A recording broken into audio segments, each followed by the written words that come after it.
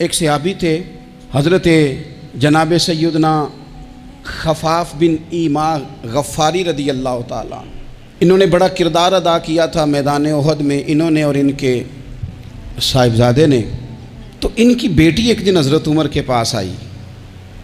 اب وہ بیٹی بیاہ کے جا چکی تھی، اس کی شادی ہو گئی تھی۔ حضرت خفاف بن ایما رضی اللہ تعالیٰ عنہ کی صاحبزادی اپنے سسرال چلی گئی تھی، وہاں اس کا خامد انتقال کر گیا۔ وہ خاتون واپس آ گئی، وہ حضرت عمر سے ملی، بیوہ عورت۔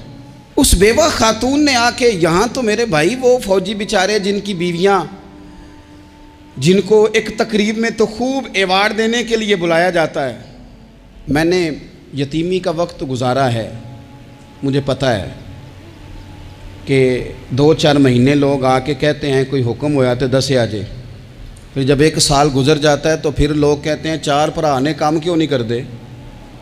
تو ایسے تو نہیں نا کہ ابا ایسے ہی چلا گیا تھا، بڑا کچھ دے کے گیا ہے، کدھر ہے فلانی چیز۔ لوگوں کا نظریہ تھوڑے عرصے کے بعد اور ہو جاتا ہے۔ آپ نے بڑے بڑے شہداء کے گھروں میں ایوارڈ تو دیے، کیا کبھی آپ نے پلٹ کر دوبارہ غور کیا کہ ان کے بچے کہاں ہیں، ان کی بیوہ کس حال میں ہے، وہ زمانے کی تیز دھوپ اور تیز آندھی کا مقابلہ کیسے کر رہے ہیں؟ بغیر باپ کے جو انسان کو کھلے آسمان تلے وقت گزارنا پڑتا ہے وہ کتنا کو مشکل ہوتا ہے، وہ کس طرح ٹائم گزار رہے ہیں، یہ کبھی سوچا لوگوں نے؟ یہاں تو نرنگیے سیاست دوراں تو دیکھیے منزل انہیں ملی ہے جو شریک سفر نہ تھے، جو نکلے ہی نہیں تھے وہ منزل تک پہنچ گئے، اور جنہوں نے جوانیاں گزار دی وہ رستے میں رہ گئے۔ حضرت خفاف بن ایما کی صاحبزادی بیوہ ہو کے آ گئیں، بچے ساتھ تھے، سرے راہ جناب عمر سے ملی اور مل کے کہنے لگی حضور میں اس صحابی کی بیٹی ہوں جنہوں نے احد والے دن اپنے بیٹے کے ساتھ مل کے معاشرہ کیا تھا، بچے میرے یتیم ہو گئے ہیں، میں بیوہ ہوں۔ حضرت فاروق اعظم رضی اللہ تعالیٰ عنہ نے فہرست نہیں مانگی، خرچے کی ڈیٹیل نہیں مانگی، تم آنا فلانے سے ملنا، پرسوں 9 بجے آ جانا دفتر، یہ کوئی بات نہیں کی۔ حضرت عمر غور سے کھڑے، اس بیٹی کی بات سنی، چھم چھم سیدنا فاروق کی آنکھوں سے آنسو گرے، دوڑ کے گھر گئے، ایک اونٹ نکالا، وہاں سے مال غنیمت کا مال کے بھر کے 2 بوریاں، اور بوریوں میں کیا تھا؟ چاندی بھی تھی، نقدی پیسے بھی تھے، کچھ ضرورت کا سامان بھی تھا، غلہ بھی تھا۔ 2 بوریاں بھر کے اونٹ پہ رکھ کے خود لگام اس بیٹی کے ہاتھ میں تھما کے کا پتر سامان بھی تیرا ہے، اونٹ بھی تیرا ہے، اور یہ نہ سمجھنا یہی کچھ تجھے دیا ہے، جب یہ ختم ہوگا تو رب تیرے لیے اور بندوبست فرمائے گا۔ کیا مانا کہ ڈیوٹیاں لگا دی گئی ہیں، ہمیں پتہ ہے یہ سامان کب تک ختم ہو جائے گا، پیسے کب تک ختم ہو جائیں گے، تیرے لیے میں نے نئے حکم بھی جاری کر دیے ہیں۔ حضرت عمر وظیفہ لگانے لگے تو حضور کے گھر میں خدمت کرنے والے حضرت اسامہ بن زید کا وظیفہ ڈبل لگایا، اور اپنے بیٹے عبداللہ ابن عمر کا وظیفہ سنگل لگایا۔ تو حضرت اسامہ بن زید کہنے لگے ابا جی میں نے تو ہجرت بھی کی، جہاد بھی کیا، اسامہ تو ان دنوں بچے تھے۔ تو حضرت سیدنا عمر فاروق جواب میں کہنے لگے پتر، اسامہ کے والد زید نے بھی حضور کے گھر میں نوکری کی، اسامہ بھی نوکری کر رہا ہے۔ حضرت عمر کی شان کیا ہے زمانہ جانتا ہے، پر پھر بھی حضرت عمر فرمانے لگے تو نے اپنے باپ کے ساتھ ہجرت کی، فرمایا ان کی خدمت زیادہ ہے حضور کے گھر میں، لہذا ان کا وظیفہ بھی زیادہ لگایا جائے گا۔ چادریں آئی تھی مال غنیمت میں، ڈھیر ساری چادریں، ڈھیر ساری۔ حضرت عمر نے صحابہ کرام علیہم رضوان کی ازواج پر، صحابیات پر وہ چادریں تقسیم کر دیں۔ ایک چادر بڑی خوبصورت نکلی اندر سے، تو سب کہنے لگے حضور یہ نا خاتون اول کے لیے سوٹ کرے گی، آپ کی اہلیہ کے لیے سوٹ کرے گی، کبھی آپ گھر لے جائیں نا، یہ سب سے بہتر ہے۔ تو یہ حضرت عمر کی بالغ نظری ہے، وہ کیا بندہ ہوا جس کی ہر جگہ نظر ہی نہ ہو۔ حضرت سیدنا عمر فاروق رضی اللہ تعالیٰ عنہ کہا جناب یہ چادر بڑی حسین ہے، آپ کے گھر والوں پہ جچے گی۔ تو حضرت عمر فرمانے لگے نہیں، ایک صحابیہ ہیں حضرت ام سلیت رضی اللہ تعالیٰ عنہ، انہیں بلاؤ، یہ چادر انہیں دوں گا۔ حضور اس خاتون کو یہ چادر دینے کی وجہ بھی تو بیان کریں. تو حضرت عمر فرمانے لگے جب احد میں ڈھیر سارے لوگ زخمی ہو گئے تھے اور بھگدڑ مچ گئی تھی اور حالات خراب ہو گئے تھے، تو فرمایا میں نے اپنی آنکھوں سے دیکھا کہ اس ایمرجنسی کی حالت میں بھی جناب ام سلیت مشکیزہ پکڑ پکڑ کے زخمیوں کو پانی پلا رہی تھی. اس خاتون کی خدمات ہیں امت کے لیے، اس نے ڈیوٹی کی ہے صحابہ کے لیے، لہٰذا اس عورت کا زیادہ حق بنتا ہے کہ اس کو یہ اعزاز دیا جائے. میرٹ کی بنیاد پر تقسیم ہوگی، رشتہ داری کی بنیاد پر، تعلق کی بنیاد پر نہیں ہوگی. اس کا حق زیادہ بنتا ہے، اس کا درجہ زیادہ بنتا ہے، خدمات زیادہ ہیں، اس نے اپنی ڈیوٹی زیادہ اچھے طریقے سے سر انجام دی ہے.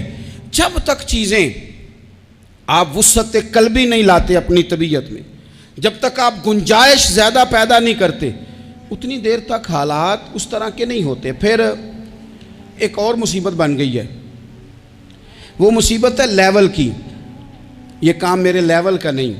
جب آپ اپنے لیول سے نیچے اتریں گے، پروٹوکول سے ذرا نیچے اتریں گے اور چھوٹی چھوٹی باتوں پر خود توجہ دیں گے، چھوٹی چھوٹی چیزوں پر. حضرت عمر جمعہ پڑھا رہے تھے، ایک صحابی دیر سے آئے.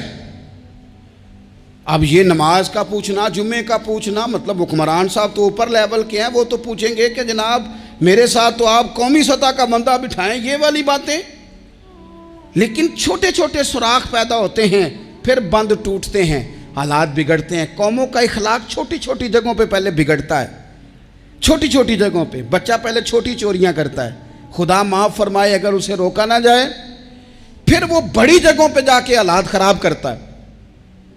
حضرت عمر فاروق ایک صحابی دیر سے جمعہ پڑھنے آئے تو حضرت عمر نے بعد میں بلا لیا.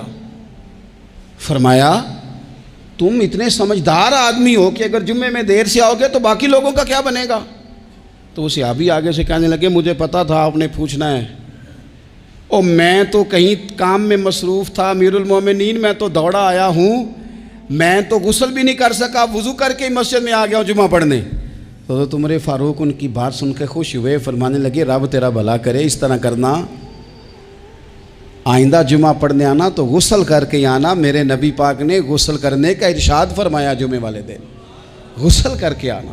ان باتوں کا بھی یعنی حکومت کے قومی معاملات اور عالمی نقطہ نظر بھی ان کے ذہن میں ہے، اور یہاں تک جو باریک چیزیں یعنی حضرت عمر فاروق گزر رہے تھے تو کسی باغ کے کونے میں کھڑے ہو کے کچھ بچے چھوٹے چھوٹے بچے وہ کھجوریں اکٹھی کر رہے تھے. تو حضرت عمر نے کہا کس کے باغ میں لگے ہوئے ہو؟ سب بچے دوڑ گئے. تو حضرت سنان بن سلمہ فرماتے میں بھی چھوٹا تھا، میں کھڑا ہو گیا تو میں نے کہا حضور ہم نے توڑ کے نہیں کھجوریں کھائیں، گری ہوئی کھائی ہیں، اور آپ کو پتہ ہے جو رستے میں گر جائیں وہ اٹھانی ناجائز نہیں ہوتی، تو حضور یہ گری ہوئی کھجوریں کھائی ہیں.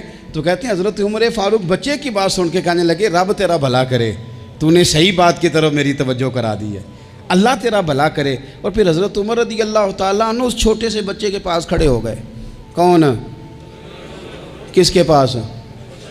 نہیں خواب تو نہیں دیکھ رہے میں اور آپ.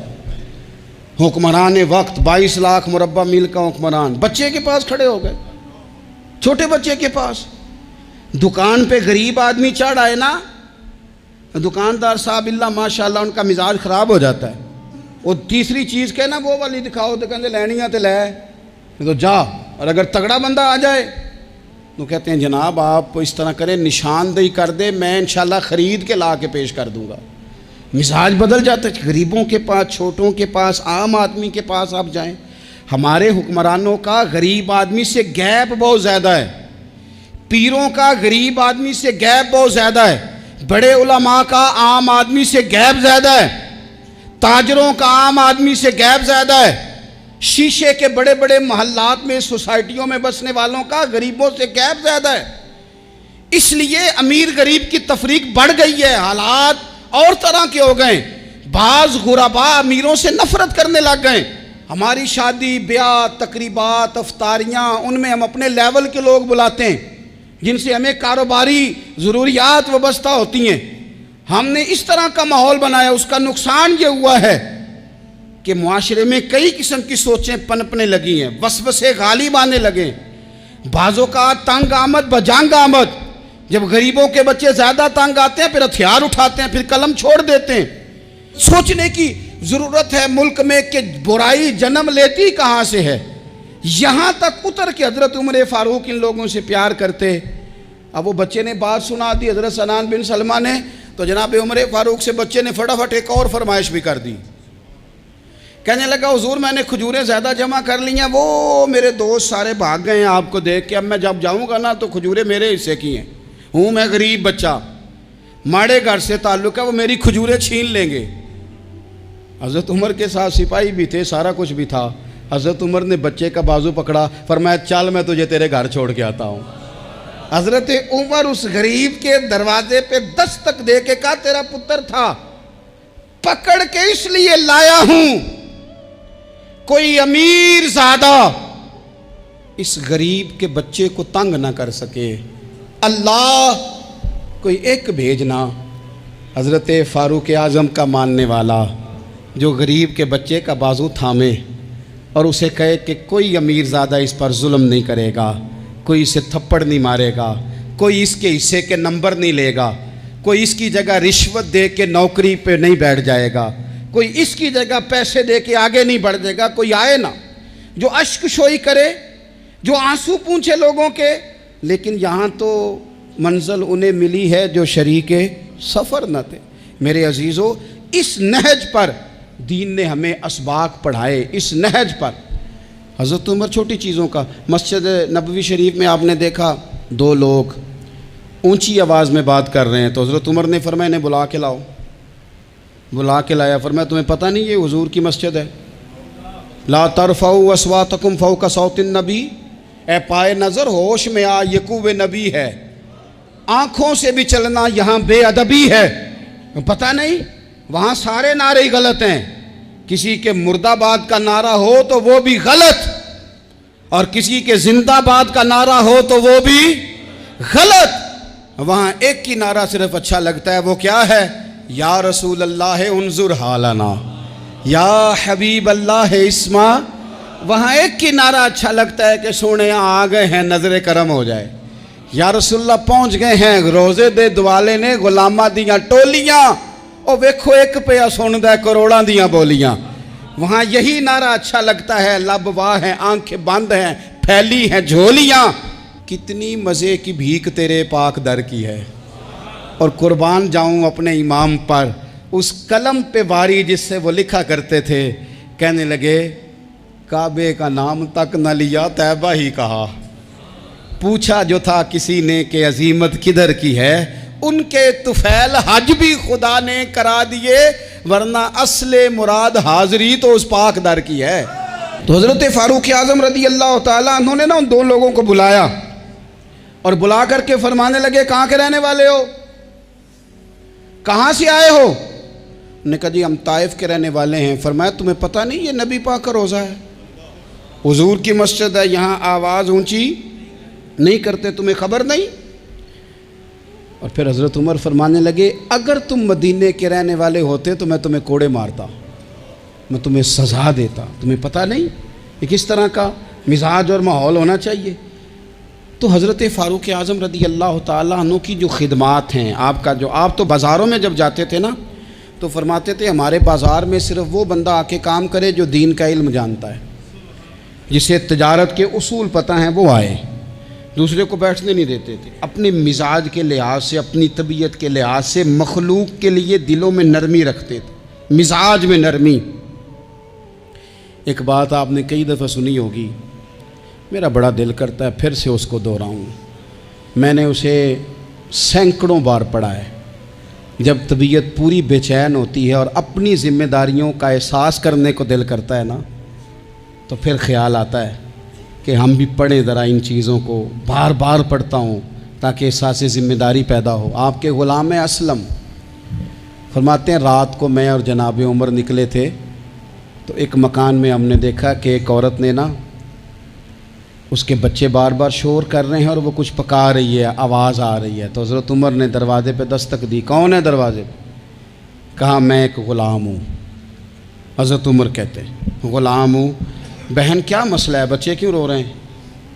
تو بی بی کہنے لگی تمہیں کیوں بتاؤں, جاؤ نا اپنا کام کرو.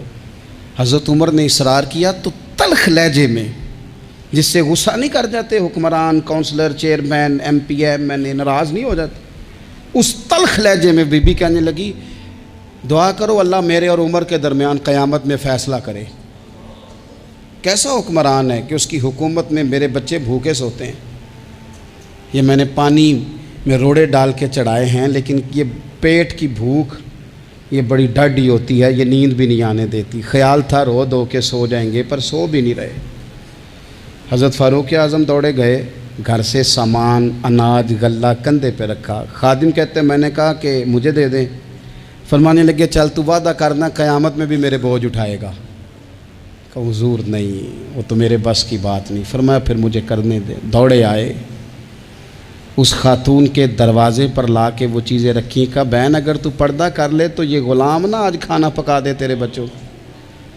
پھر وہ گھی چڑھا کے، چینی ڈال کے، کچھ سامان پکتا تھا وہ کھانا پکایا۔ غلام کہتے ہیں جب پھونکے مارتے تھے تو داڑھی سے دھواں نکلتا تھا، آگ جلاتے تھے دھواں نکلتا، پھر کھانا پکایا، پھر ان بچوں کو کھلایا۔ پھر حضرت عمر فاروق رضی اللہ تعالیٰ عنہ نا تھوڑے پیچھے بیٹھ گئے تو بچوں کے ساتھ اس طرح کی باتیں کرنے لگے کہ وہ ہنس پڑیں۔ جناب اسلم کہتے ہیں بچے اس بیوہ کے ہنستے تھے، بچے ہنستے تھے اور عمر روتے تھے۔ جب وہ ہنستے تھے تو فاروق روتے تھے۔ پھر وہ بچے آہستہ آہستہ لیٹنے لگے، اور جب وہ سونے کی طرف بڑھنے لگے تو حضرت عمر کہنے لگے بہن میں جاؤں؟ کہنے لگی رب تیرا بھلا کرے، میرا کلیجہ پھٹ جاتا اگر میرے بچوں کو آج شام بھی روٹی نہ ملتی۔ تو سیدنا فاروق اعظم رضی اللہ تعالیٰ عنہ کہنے لگے پھر تو میرے لیے دعا کرے گی؟ کہنے لگی میں دعا کرتی ہوں اللہ عمر کی جگہ تیرے جیسا کو نیک آدمی بٹھا دے۔ تو حضرت عمر کہنے لگے ایک چھوٹی سی گزارش بھی مان لو گی؟ کا کیا؟ فرمانے لگے کوئی یہ میری خدمت اگر پسند آئی ہے تو عمر کو معاف نہیں کر دیتی؟ غلطی ہو گئی، اسے پتہ نہیں تھا۔ اپنے منہ سے کہنے لگے سیاںا بھی نہیں، باشعور بھی نہیں، اسے چاہیے تھا خلافت کی ذمہ داریاں نہ لیتا۔ لیکن حضرت صدیق نے کہا تو وہ مان گیا، لیکن بہن میں اسے جانتا ہوں، بزدل بڑا ہے، کمزور بڑا ہے، ضعیف بڑا ہے، اگر تو قیامت میں اس کی شکایت لگائے گی تو بڑا کمزور پڑ جائے گا، اس کے لیے مشکل ہو جائے گا۔ تو کہنے لگی اچھا اگر تو اتنی سفارش کرتا ہے تو جا، میں نے عمر کو معاف کیا۔ حضرت فاروق اعظم نے چہرے سے کپڑا ہٹایا تو بی بی کہنے لگی اوہو آپ عمر ہیں؟ تو آپ فرمانے لگے میں جو بھی ہوں تو وعدہ کر چکی ہے کہ تو نے عمر کو معاف کیا۔ پھر باہر نکلے اور اپنے خادم جناب اسلم سے کہنے لگے 2 بندے اور بلا اور انہیں گواہ بنا کہ میں نے اس غریب کے روتے بچے ہنسائے ہیں، تو جا کے ان کو بتا میں نے وہ ہنسائے ہیں، اس کے بھوکے بچوں کو میں نے روٹی کھلائی ہے، اور تو گواہ ہو جا کہ اس بی بی نے خود کہا ہے بغیر جبر کے، میری گزارش پہ کہا ہے کہ میں نے عمر کو معاف کی۔ کیوں نہ ہم بھی اپنی اپنی ذمہ داریوں کا احساس کر لیں، کیوں نہ ہم بھی جہاں جہاں ہماری ڈیوٹی ہے ہم بھی وہاں غور کر لیں، کہیں ایسا تو نہیں کہ ہم بھی کمزور پڑ گئے ہیں، ذمہ داری تو لے لی ہے پر اب ہم ادا نہیں کر پا رہے، ورنہ وہاں سے معافی لے لیں۔ اللہ تعالیٰ سیدنا فاروق اعظم کا فیضان عطا کرے۔ آخر دعوایا ان الحمدللہ۔